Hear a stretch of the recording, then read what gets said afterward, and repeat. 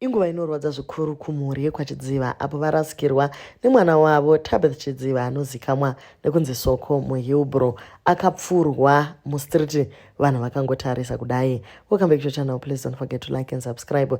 I'm sure by now matoona video rimwe racho riri kwaMo Boys. Isu pano takona kurisa nenyaya yema-community guidelines apo akutoburitsa pfuti next thing murume uyu atopedza kumupfura akutofamba achienda. Ndopaunoona kuti ko upenyu hwemunhu hwangoita sehwehuku here. Munhu anourawa vanhu varipo ende murume uyu anozvifambira zvakangonaka hasi kana kutombotiza. So Doreen Masomera azoburitsa nyaya mushure mekunge pabuda maspeculations mumastreets ekunzi Tabeth akanyima murume uyu sadza asi handizvo. So Doreen ati iye ibasa ravo mazimba kutamba chiramo naMwari pafiwa. Kana muzina full information kokungoti rest in peace zvinonetsa here. Ihama yangu iyi haana kunyima munhu sadza for free. Vakanetsana. The guy ainetsa achida mwana waTabeth akamubata garo. Mwana akanoti kuna mai, murume uyu ari kuramba achindinetsa. Tabeth haana violence yaakaita. Plate yaakabata ndeye plastic. Aitozvifenera hake moto. Murume uyu angori neutsinye hake kumunhukadzi. Pfuti yagara yakakokwa. Asiya mwana wake musikana ane mimba. Vana vake vachiri vadiki. Kubika sadza, kuzama kuriritira vana. Aurawa mumaziso emwanasikana wake. Kana simba rekuposta video racho handina. Brother yake yanyora iyo ikati, my heart is shattered beyond words. Yesterday at around 2 a.m. I lost my sister, my blood, my friend Tabeth Chidziva to a senseless act yepfuti muHillbrow, Joburg. I watched a video of her falling, and in that moment I held on to hope, praying she would rise again. I wasn't ready to accept that her life could end so suddenly, violently yakadaro, so unfairly.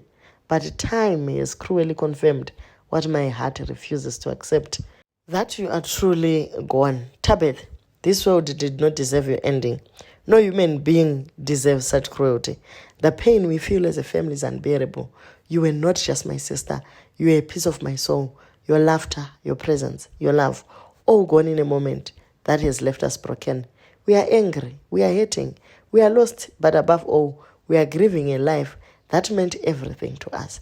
I will carry you with me in every memory, in every silent tear, in every prayer whispered in the dark. You may be gone from this world, but you will never leave my heart. Rest in everlasting peace, my dear sister, until we meet again. Manetizens vari kutsemuka moyo vari kuti pamwe pacho wedu weka zvinongoda kuzvidzora. Woita sewakapusa zvako unodarikwa nezvakawanda. May so rest in peace. Rufu harutizi kevakomana, zivai izvozvo. Anga atombosiyana nazvo akatozodzoka futi. Saka unonyatsoona kuti paya painzi chinoda kufa chinovingira. Ndizvozvi chokwadi. But chidzidzo futi kune vasara vanhu vemuno munyika havatidi. Ngatingoregai vaite zvavari kuita. Wongoziva kuti aiwa ini ndiri kupreserva hwangu upenyu. I have been staying in Joburg for over 13 years. I never quarrel nemuSouth African, be it kumba or kubasa. Zvino ukazviita unogona kutaura unoendeswa nevanhu ava.